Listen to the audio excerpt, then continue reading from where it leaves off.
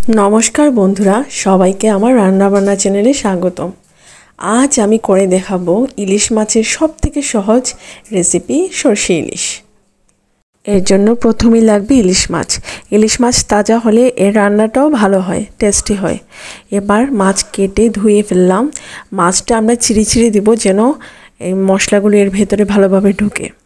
এবার আমরা এতে দিব 1 চামচ হলুদ,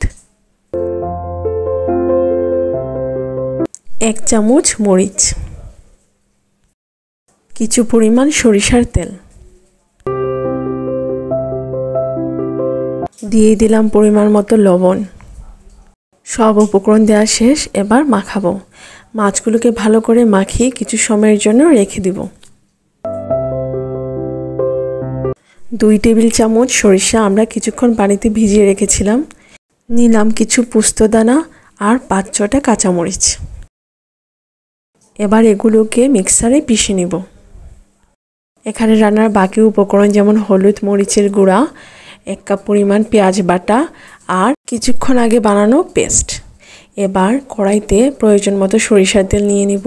দিয়ে দিলাম পেঁয়াজের পেস্ট, দিয়ে কিছুক্ষণ আমরা নাড়ব।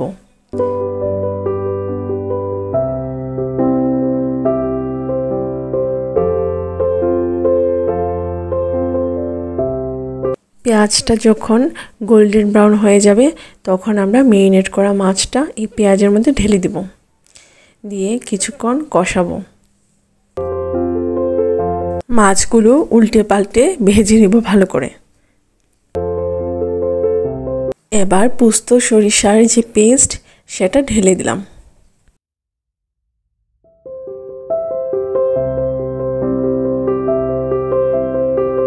এবার দিয়ে দিলাম পরিমাণ মতো জল।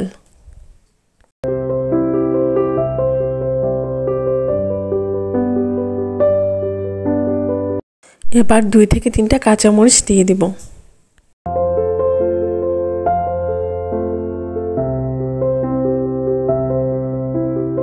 তরকারিতে বলক চলে আসছে, এখন আমরা নামিয়ে ফেলব।